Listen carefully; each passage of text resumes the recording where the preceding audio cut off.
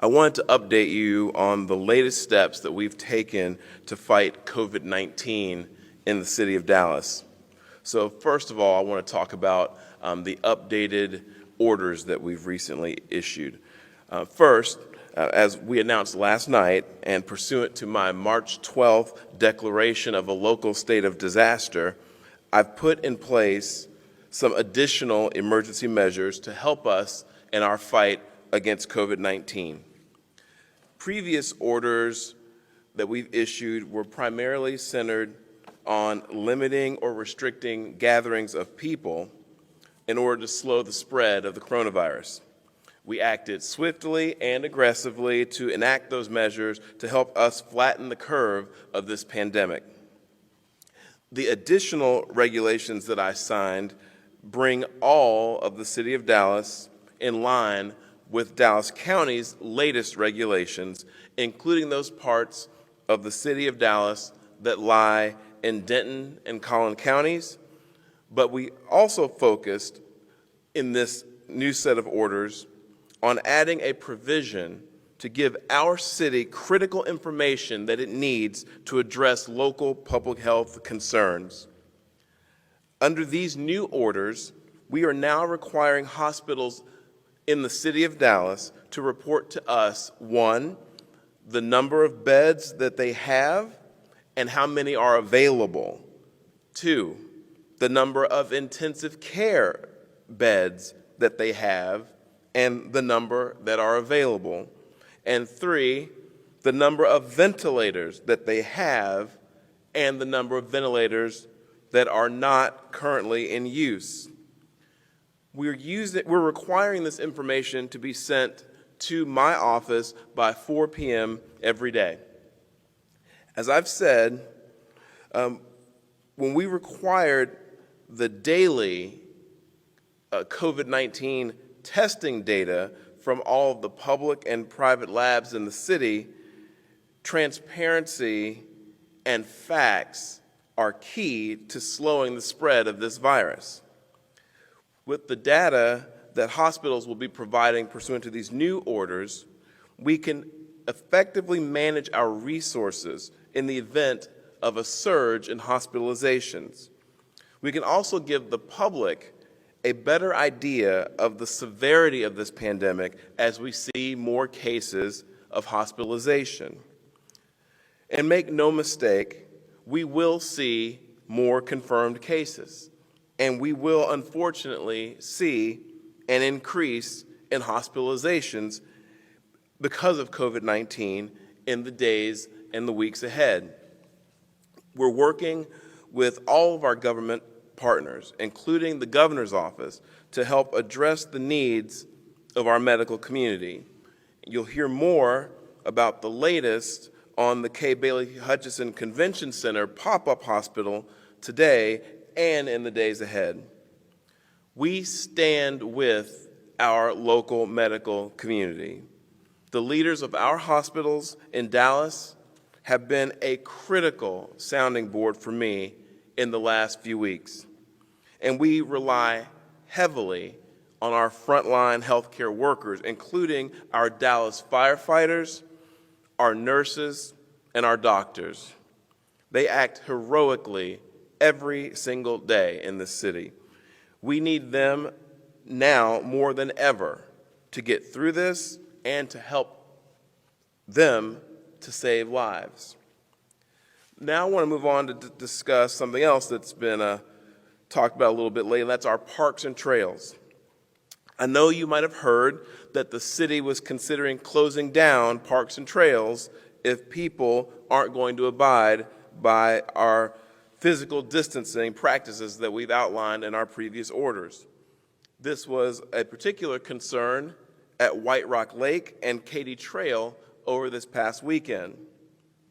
I would rather not shut down completely our open air amenities while we're telling people to remain at home most of the day.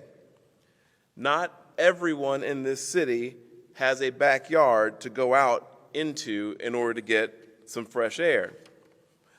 I have, however, been in communication with our interim park and recreation director about this, We have park rangers and code enforcers, code officers who are out and about, and we need your help with compliance.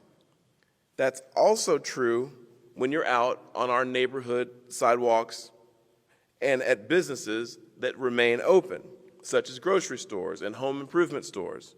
So I'm asking our residents to please keep your distance and to help us keep the public safe and to keep these city open air amenities open for as long as we can. I understand why you want to get out a little bit right now, but please, please, please do so responsibly. Additionally, we have our city's transportation director assessing whether it might be feasible to temporarily close down a few sections of our city streets in densely populated areas. The idea there being that it would allow pedestrians to use those areas and help us relieve foot traffic on our trails. So hopefully we can find ways to give people some literal breathing room while we're dealing with this pandemic. Until then, I'm going to ask again for everyone's cooperation. Next, I want to talk a bit about evictions, another topic that I know has been on people's minds lately. Over the weekend, I received a memorandum from a council member requesting an ordinance change affecting the evictions process that's found in our current state law. I have accordingly referred that request to the Ad Hoc Committee on COVID-19 Human and Social Recovery and Assistance. While I believe the goal of the ordinance is laudable, we need this committee to vet this idea before we act on it. It has significant legal ramifications, and we cannot afford to rush into something that's this far-reaching. The state and the county have already taken steps to pause eviction proceedings. These proposed additional steps at the city level need more scrutiny before we move forward. In the meantime, and to all of the landlords out there, I want to say something to you directly. Have a heart. Have a heart. These are incredibly difficult times for everyone, and particularly for some of our most vulnerable members of our community. Do not compound our city's problems by putting people out on the streets. Not right now. Be responsible and be respectful.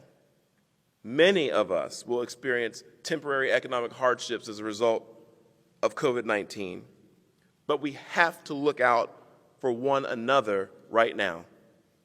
And to renters, I want to say to you, remember that your landlords have bills to pay too. So I'm encouraging everyone to work together and for renters to work with their landlords if at all possible. So in closing, before I move on and turn it over to Rocky Vaz to talk about the Kay Bailey Hutchison Convention Center operations, I want to say this. We will get through this. But I want to be honest with you. I believe that challenging days are ahead. The numbers of confirmed COVID-19 cases and the number of unemployed people are both rising quickly. The world is slowing down as we are simultaneously scaling up our preparations. This is tough, and this insidious virus is going to test us, but it will not break us. We have already seen examples of people stepping up. Businesses and private groups are producing and donating masks and protective equipment. People are ordering from takeout restaurants to help out small businesses. And we've also eased parking meter rules to help out. Some people, such as SMU quarterback Shane Buechele, are using their platforms to raise money for others and to help those who who are in need. The Dallas Regional Chamber has a job board that they've created called Say Yes to Dallas, which you can find at sayyestodallas.com to help match displaced workers with available jobs. All of the adversity that we're experiencing right now, Dallas, is temporary. This virus is wreaking havoc on life as we knew it, but I want to tell you that what we're living through right now is not the new normal. We will grow from these difficult days, and we will bounce back from all of this. Dallas is strong, and Dallas is resilient. Some things, yes, will be different when we get through this. We will endure pain, and we will experience some tragedy. But through heartbreak, we will get through this together. Now, I'm going to turn this over to Rocky Voss, who's our director of the Office of Emergency Management, to give us some updates on the K. Bailey Hutchison Convention Center operations. Rocky. Thank you, Mayor. As we speak now, we are starting to set up a 250-bed Federal Medical Station, FMS, at the K. Bailey Hutchison Center. What this facility will be able to provide our hospitals and medical community is very critical. So the medical community right now are meeting to engage their partners, understand the scope of their availability, the surge capacity, and then they'll give us a mission as to what they want this hospital to be. We're waiting on that. We're hoping to have that this morning, and that'll drive how we set up the hospital and what kind of services we need in there, wraparound services to provide this hospital facility to our medical community. The site is being set up by the Texas National Guard, and it will be run and operated by a 225-member unit from the Navy. The Navy Medical Unit, working with HHS and Department of Defense, will be running this hospital for us. That's the update I have right now. As we finish setting up the hospital and getting a mission from the medical community, we will have more information for you.